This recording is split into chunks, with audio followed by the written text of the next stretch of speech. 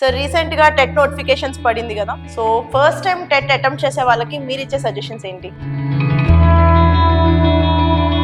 TET qualify అయిన వాళ్ళు only teacher కి సంబంధించిన జాబ్స్ మాత్రమే అప్లై చేయొచ్చా, వేరే ఏ జాబ్స్ అన్నా కూడా అప్లై చేయొచ్చా? అసలు బిఈడి డిఈడి చేసిన వారు మాత్రమే రాయాలి TET.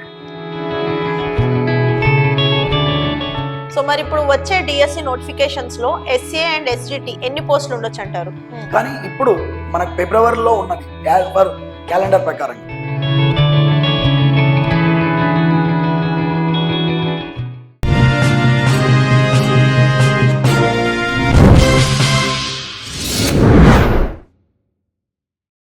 Hi hello viewers, welcome to social post TV. నేను మీ శ్వేత. ప్రస్తుతం మనతో పాటు స్టూడియోలో ఉన్నారు Sunrise Academy Hyderabad director Nani Yadav garu. నమస్తే సార్. నమస్తే మేడం. ఎలా ఉన్నారు? బాగున్నా మేడం. సార్ రీసెంట్ గా టెట్ నోటిఫికేషన్స్ పడింది కదా. So first time TET attempt చేసే వాళ్ళకి మీరు ఇచ్చే సజెషన్స్ ఏంటి? తెలంగాణలో టెట్ మనకు ఇంతకు ముందుకు ప్రభుత్వము ఇయర్లీ 2 times వేయాలి, కానీ వేయలేదు. కానీ ఈ కాంగ్రెస్ ప్రభుత్వం వచ్చిన తర్వాత మాత్రం మనకు రీసెంట్ గా వచ్చిన తర్వాత ఇయర్లీ 2 times వేస్తున్నారు. 100% మనకు మొదటిసారి వచ్చేది మళ్ళీ వాళ్ళు ఇచ్చిన క్యాలెండర్ ప్రకారంగా టెట్ నోటిఫికేషన్ అని ఇచ్చారు. నిన్న ఇచ్చిన దాని ప్రకారంగా చూస్తే 100% ఎవరైతే 1,00,000 మంది దాకా నాట్ క్వాలిఫై అయ్యారు. సో ఈసారి ఎక్కువ మంది క్వాలిఫై అయ్యే అవకాశాలు కూడా ఉన్నాయి. ఓకే. సో ఈ టెట్ ప్రిపరేషన్ కి ఏ కైండ్ ఆఫ్ బుక్స్ వాడితే బెటర్ అంటారు? అంటే స్పెసిఫికల్ గా మనము టెట్ వరకు అయితే స్కూల్ అకాడమీ టెక్స్ట్ బుక్ లో ఉన్న కాన్సెప్ట్ నమ్ముకొని ఎగ్జామ్ హాల్కి పోవాలి. టెట్ అనేది ఓన్లీ జస్ట్ క్వాలిఫైడ్ కాబట్టి పేపర్ ఈజీగా ఉంటుంది. దానికి తోడు ఆన్లైన్ ఎగ్జామ్ వచ్చేసింది. ఇంతకు ముందుకు ఆన్లైన్ ఎగ్జామ్స్ లేవు. ఇప్పుడు ఆన్లైన్ ఎగ్జామ్ రావడం ద్వారా ఏమైందంటే పేపర్ ఈజీగా వస్తుంది. అంటే నెంబర్ ఆఫ్ క్వశ్చన్ పేపర్ తయారు చేయడం వల్ల క్వశ్చన్స్ అనేటివి ఈజీగా ఉంటున్నాయి. సో దానికి తోడు ఏమవుతుంది, వెయిటేజ్ అంటే మార్క్స్, కట్ ఆఫ్ మార్క్స్ కూడా ఎక్కువగా మార్క్స్ గెయిన్ అవుతున్నారు. అంటే ఎక్కువ మార్కులు వచ్చే అవకాశం ఉంది, ఎక్కువ మంది క్వాలిఫై అయ్యే అవకాశం ఉంది. సో దానితో ఇట్లా ఈజీగా మనకు టెట్ క్వాలిఫై నెంబర్స్ ఎక్కువగా అవుతున్నారు. వాళ్ళు రేపు డిఎస్సికి ఎలిజిబుల్ అయ్యే అవకాశాలు ఎక్కువగా ఉన్నాయి. ఓకే. సో ఈ టెట్ కి సంబంధించి కొన్ని టిప్స్, అంటే లైక్ 130+ మార్క్స్ రావాలి అని అంటే ఎలాంటి టిప్స్ ఫాలో అవ్వాలంటారు? అంటే 130 మార్క్స్ రావాలన్నా లేదా 140 వచ్చే మార్కు విద్యార్థులు కూడా ఉన్నారు ఇక్కడ. లాస్ట్ టైం టెట్ లో వచ్చినాయి. 100% తెచ్చుకోవచ్చు. అంటే ఇక్కడ ఏ విధంగా పార్టిసిపేట్ చేయాలంటే, number 1 school academy text book లో ఉన్న కాన్సెప్ట్ తో పాటుగా వాళ్ళు దాన్ని అప్లికేషన్ ఓరియంటెడ్ లో చదువుకోవాలి. దానికి తోడు ఒకసారి కోచింగ్ అనేది మస్ట్ అండ్ షుడ్. డైరెక్ట్ నేను అటెంప్ట్ చేస్తా అంటే కొంచెం అవగాహన తక్కువ టైంలో గెయిన్ చేయలేము. సో తక్కువ టైంలో ఎక్కువ మార్కులు చేయాలంటే కోచింగ్ అనేది కూడా మస్ట్ అండ్ షుడ్. దానికి తోడుగా ప్రాక్టీస్ అంటే ఎగ్జామ్స్ రాయాలి. ఆన్లైన్ ఎగ్జామ్స్ కావచ్చు, ఆఫ్లైన్ ఎగ్జామ్స్ కావచ్చు. మోర్ దెన్ ఎగ్జామ్స్ రాస్తే క్వశ్చన్ ఏ విధంగా వస్తుంది, దాన్ని ఇన్ టైంలో చేయగలుగుతున్నాడా, సో ఆప్షన్ త్రో చేయగలుగుతున్నాడా, లేదా దాన్ని ఏ విధంగా చేయగలిగితే దాన్ని నెంబర్ ఆఫ్ క్వశ్చన్స్ అటెంప్ట్ చేయడం ద్వారా అతనికి రేపు ఎగ్జామినేషన్ లో ఈజీగా బిట్స్ త్వరగా చేయగలుగుతాడు. సో ఇలాంటి ట్రిప్స్ ని మనం ఎక్కువగా పాటిస్తే 100% 140 కూడా తెచ్చుకోవచ్చు, 130 కంటే ఎక్కువ. ఓకే. సో ఈ టెట్ క్వాలిఫై అయిన వాళ్ళు ఓన్లీ టీచర్ కి సంబంధించిన జాబ్స్ మాత్రమే అప్లై చేయొచ్చా, వేరే ఏ జాబ్స్ అన్నా కూడా అప్లై చేయొచ్చా? అంటే అసలు బిఈడి డిఈడి చేసిన వారు మాత్రమే రాయాలి టెట్. ఓకే. కాబట్టి ఆ టెట్ లో ఎవరైతే క్వాలిఫై అయ్యారో వారు మాత్రమే రేపు ప్రైవేట్ స్కూల్లో కావచ్చు, గవర్నమెంట్ స్కూల్లో కావచ్చు ఎలిజిబుల్ అవుతారు. అంటే యాక్చువల్ గా మనం అందరము బయట ఏంటంటే చాలా ప్రైవేట్ స్కూళ్ళల్లో కూడా టెట్ క్వాలిఫై లేని విద్యార్థులు, టెట్ క్వాలిఫై లేని టీచర్లతో కూడా చదువు చెప్పిస్తున్నారు. కానీ అది అలా చేయవద్దు యాక్చువల్ గా. సో ఖచ్చితంగా టెట్ క్వాలిఫై అయిన ఉపాధ్యాయుడితో మనకు పిల్లలకి ఎడ్యుకేషన్ అందియాలి, యాజ్ పర్ రూల్ అది. కానీ మన దగ్గర కొన్ని స్కూళ్ళలో, అన్ని స్కూల్లో లేదు, కొన్ని స్కూళ్ళలో ఉంది. సో దానికి తోడు ఏంటంటే ఇంకా కొంతమందికి తెలియదు, యాక్చువల్ గా మన టెట్ కాకుండా సీటెట్ కూడా ఎవ్రీ ఇయర్లీ 2 times వస్తుంది. సో అది కూడా ఇప్పుడు వచ్చేది. సో ఈ 2 times రావడం వల్ల సీటెట్ కూడా రాసుకుంటే ఏమవుతుందంటే సెంట్రల్ లో కూడా ఉపాధ్యాయ పోస్టులు ఉంటాయి. ఏంది, కేంద్రీయ విద్యాలయం, నవోదయ.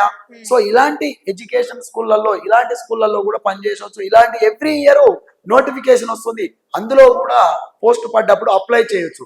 కాకపోతే మన టెట్ కాదండి, అది సీటెట్ క్వాలిఫై కావాలి. ఫర్ ఎగ్జాంపుల్ గా మీరు ఇప్పుడు మేడం మనకు ఆంధ్రప్రదేశ్ లో రేపు డిఎస్సి నోటిఫికేషన్ ఉంది. సో ఆంధ్రప్రదేశ్ వాళ్ళలో డిఎస్సి నోటిఫికేషన్ లో కూడా మనం ఎలిజిబుల్ అవుతాం. కానీ మన టెట్ క్వాలిఫై అయితే కాదండి. మనం సీటెట్ క్వాలిఫై అయిన విద్యార్థి ఆంధ్రప్రదేశ్ లో డిఎస్సికి అప్లై చేయవచ్చు. ఓకే. కాబట్టి మన టెట్ క్వాలిఫై అయితే చేయలేము. కాబట్టి ఖచ్చితంగా సీటెట్ రాసుకుంటే ఏంటంటే మనకు తెలుగు రాష్ట్రాలలో మొన్నటిదాకా కలిసి ఉన్నాం కాబట్టి 100% మీరు దానికి సక్సెస్ అవుతారు. ఏంటి, సీటెట్ క్వాలిఫై కావాలి.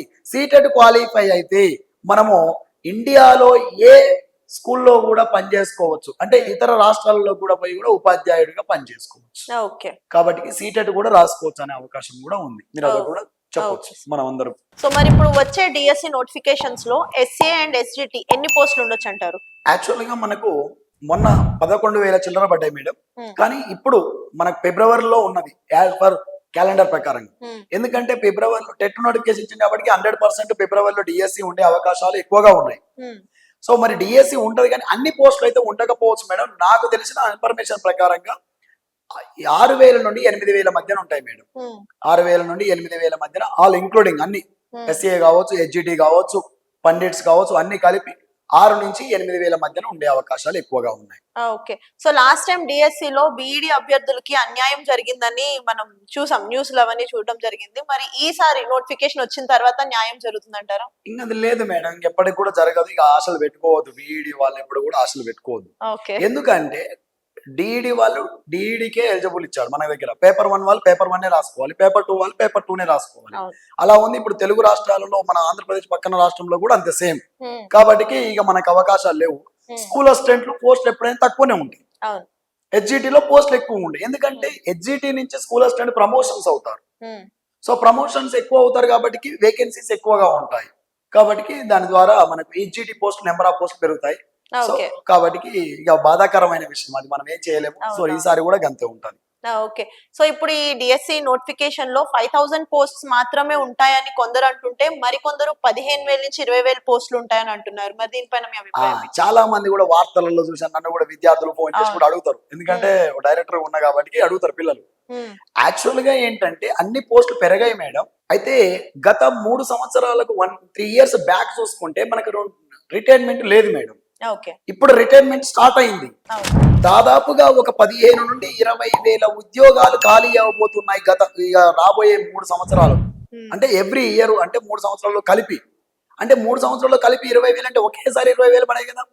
మొన్న కొన్ని యాడ్ చేశారు, మరి రేపు ఒక 6,000 వేస్తున్నారు. అంటే ఎవ్రీ ఇయర్ వాళ్ళ ప్రణాళిక ప్రకారంగా డిఎస్సి ఉంటుందనే ఆలోచనలోకి వచ్చారు ప్రభుత్వం. అంటే ఎవ్రీ ఇయర్ డిఎస్సి ఉంటది, ఎవ్రీ ఇయర్ 10,000 నియర్ బై 10,000 వేసేలాగా ప్లాన్ చేస్తున్నారు. కాబట్టి మనము కొన్ని పోస్టులు బ్లాక్ లాక్ ఉండొచ్చు, కొన్ని పోస్టులు కొత్తవి కావచ్చు. దానికి తోడుగానైతే అన్ని పోస్టులు అయితే ఉంటాయి. 100% వేకెన్సీస్ అంటే రిటైర్మెంట్ అవుతుంది. కానీ ఇంకొక బాధాకరమైన విషయం ఏంటంటే తెలంగాణలో గవర్నమెంట్ స్కూళ్ళల్లో విద్యార్థులు లేరు, అంటే పంపిస్తలేరు గ్రామీణ ప్రాంతాలలో. అప్పుడు ఏం చేస్తాడు, టీచర్స్ 4 ఉండే టీచర్స్ దగ్గర 2 ఉండేవలసి వస్తుంది. సో అలాంటప్పుడు లెక్చరర్స్ కూడా తక్కువ పడతారు కదా. దానికి తోడు రిటైర్మెంట్ అయినంత మాత్రం అంతమందిని ఫిలప్ చేయలేరు కదా, అంటే అంతమంది రిక్రూట్మెంట్ చేయలేం కదా. కాబట్టి అలా కూడా కొంత ఆలోచన ఉంది. సో మరి ఈ ప్రభుత్వం ఏమన్నా మనకు గవర్నమెంట్ బళ్ళని బలోపేతం చేస్తే మనందరం కూడా సంతోషకరం. ఎందుకంటే గవర్నమెంట్ స్కూల్లో ఎక్కువగా స్ట్రెంత్ రావడంతో, మంచి స్కూల్లో మంచిగా స్ట్రెంత్ ఎక్కువ ఉంటే టీచర్స్ ఎక్కువగా ఎంప్లాయ్మెంట్ కలుగుతుంది. అప్పుడు డిఎస్సి పోస్టులు కూడా పెరిగే అవకాశం ఉంటుంది. కాబట్టి నిరుద్యోగులకు కూడా ప్రతి ఒక్కరు కూడా చెప్పేది అంటే ప్రతి గవర్నమెంట్ స్కూళ్ళలోకి వెళ్ళి విజిట్ చేయండి. అక్కడ ఉన్న టీచర్స్ ఎలా చెప్తున్నారు, గ్రామీణ ప్రాంతంలో ఉన్న వాళ్ళు, మన యువకులు చదువుకున్న వాళ్ళు వెళ్ళి అక్కడికి వెళ్ళి ఆ టీచర్ని కలవండి. ఎవ్రీ మంత్ మీరు ఏం చెప్పారు సార్, ఈ మంత్ లో ప్రోగ్రెస్ కార్డ్ ఏంటి, ఎలా ఉంది, నా స్కూల్లో ఏ విధంగా ఉంది సార్, ఎంతమంది విద్యార్థులు వస్తున్నారు, ఎంతమందికి రిక్రూట్మెంట్ ఉంది, ఎలా అంటే మధ్యాహ్న భోజన పథకం ఏ విధంగా ఉంటుంది, అందరు రెగ్యులర్గా వస్తున్నారా సార్ అని పేరెంట్స్ మీటింగ్ పెట్టి, మనోళ్ళు చదువుకోని వాళ్ళే, తల్లిదండ్రులు చదువుకోని వాళ్ళనే 90% స్టూడెంట్స్ ఉంటున్నారు స్టూడెంట్స్. కాబట్టి వాళ్ళకి తెలియదు పేరెంట్స్కి. కానీ మనం పక్కింటి అయినా కూడా మనకేం సంబంధం అనుకుంటా, నువ్వు ఫ్రీగా ఉంటే ఒకసారి వెళ్ళి స్కూల్కి వెళ్ళి హెడ్ మాస్టర్ని కలిసి నీ వంతుగా సహకారం చేస్తే ఒకసారి స్కూల్లో కూడా టీచర్లకి మనం అంటే కూడా ఈ విలేజ్ లో ఒకే కమ్యూనిటీ ఉంది అనేది కూడా తెలవాలి. తెలిస్తే దాని ద్వారా బలోపేతం అయితే విద్యార్థుల సంఖ్య పెరుగుతుంది. దాని తోడుగా టీచర్స్ కూడా హ్యాపీగా టీచింగ్ చెప్తారు. సో దానికి తోడుగా మనకు ఉపాధ్యాయుత పెరుగుతుంది, ఉపాధ్యాయుల పోస్టుల సంఖ్య పెరుగుతుంది. అది నేను చెప్పవలసుకున్న యువతకు నేను చెప్పవలసుకున్న విషయం కూడా. సో చాలా చక్కటి ఇన్ఫర్మేషన్ ఇచ్చారు sir, thank you so much. And మీరు కూడా డిఎస్సి కానీ టెట్ ఆర్ మోడల్ నోటిఫికేషన్స్ కానీ పోలీస్ నోటిఫికేషన్ ట్రైనింగ్స్ కావాలి అనుకుంటే కింద స్క్రోల్ అవుతున్న నంబర్కి కాంటాక్ట్ చేసేయండి. ఈ వీడియో కనుక మీకు నచ్చినట్లయితే వీడియో లైక్, కామెంట్, షేర్ చేయండి. ఇలాంటి మరిన్ని ఇంట్రెస్టింగ్ వీడియోస్ కోసం మా ఛానల్ని సబ్స్క్రైబ్ చేసేయండి. Thank you so much. Thank you madam.